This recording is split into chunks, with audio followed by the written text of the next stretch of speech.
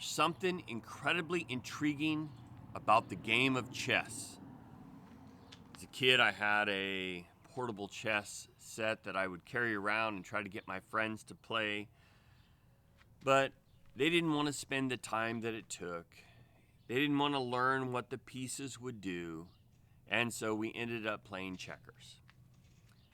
I was so intrigued that each piece did something unique and different. Also, how you had to think about your strategies way far in advance, and the fact that this really was about the king. So, as I went on in life, I began to realize that there were a lot more checker people than there were chess people. And it's really difficult to be a chess-minded person in a checker-driven world. Checkers is a tit for tat. You make this move, I make that move, and I respond to what you do. And when we get into that kind of pattern, we fail to see the overall scheme of how things are going. Chess does not permit that. Chess mandates that you have a plan and a strategy and you see what's going on through the whole game. I really like that.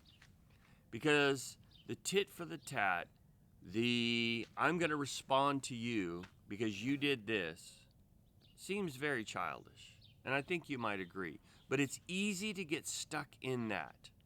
You acted this way, so I'm going to do that.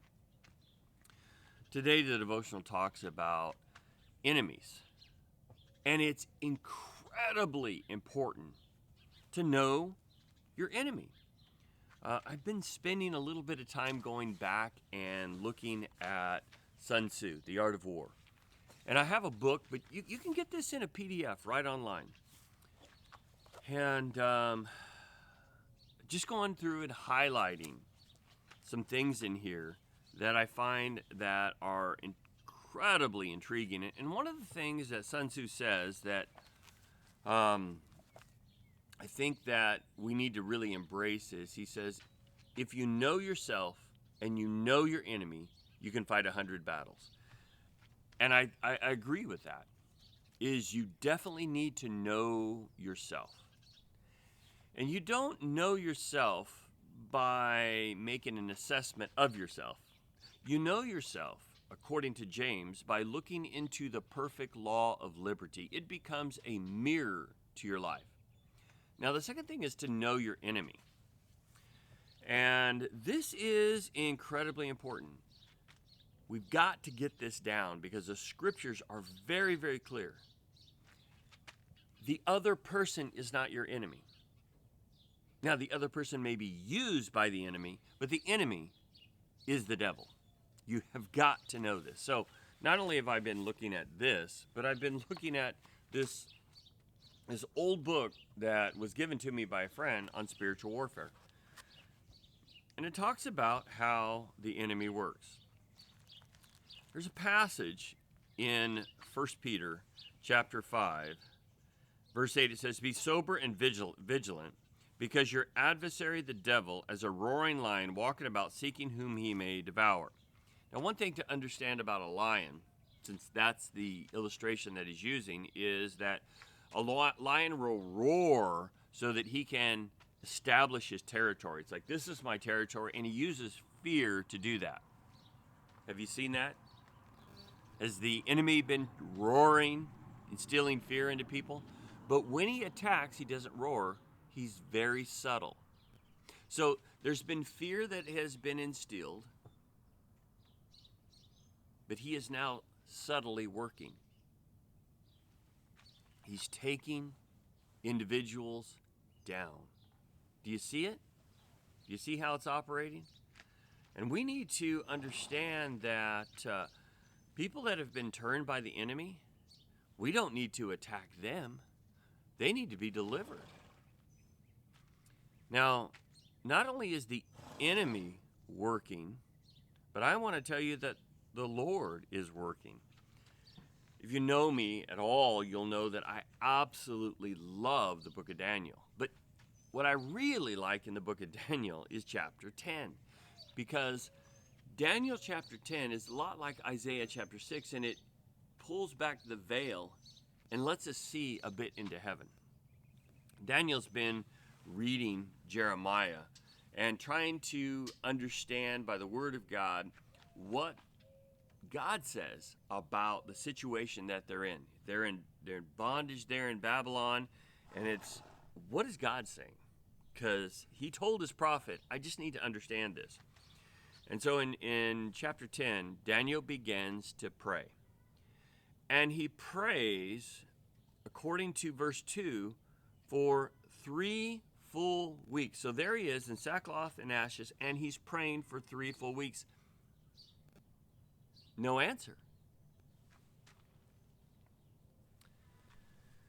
So what we see is in verse 12, the angel shows up and he explains. And he said unto me, Fear not, Daniel, for from the first day that thou didst set thy heart to understand and to chasten thyself before God, the words were heard, and I came for thy words. So what he's saying is, God heard you, and he sent me. So what was the delay? Well, let's take a look. Verse 13, But the prince of the kingdom of Persia withstood me 20 days, but lo, Michael, one of the chief princes, came to help me, and remained there with the king of Persia. Now I've come to make thee understand what shall befall thy people for the latter days, for yet is the vision many days. So this is so intriguing. So God heard him, but there's a battle going on. And I don't know that we see that, because I think that sometimes we think that the battle is just within us, or the battle's between us and someone else, but they don't understand that there's a spiritual battle that's waging.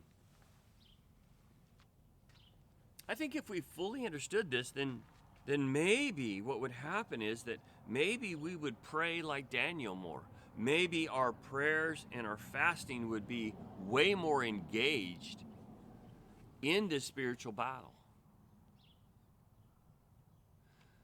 And maybe we would see that oftentimes our prayers really are just make my life more comfortable, make things more easy for me.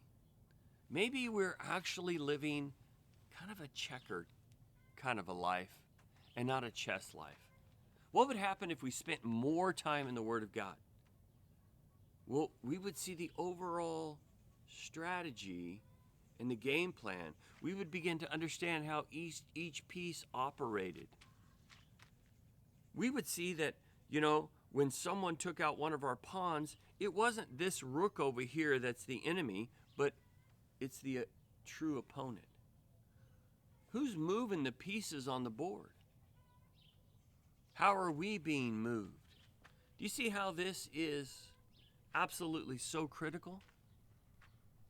This would change the way we looked at other people. Like, they're being moved by the enemy. I don't need to see them as my opponent, because they're not. I don't need to respond to something that they say. It's God that moves me, not what they do. I hope that helps. I don't know if you like chess or not. I've since left all that behind. Love to kind of pick up something like that, because I think there'd be a lot of life lessons there. But in the meantime, I'm going to keep reading my Bible. I'm going to keep praying. I'm going to keep trying to understand what Daniel was trying to understand. What's befalling us and what's going on, and how is it all going to unfold, and how is God going to make his moves? Is he going to tell me the overall strategy? Probably not, because that's not how it operates in war. Am I going to be obedient to his movements? That's my prayer. Thank you so much for your time. May God bless you.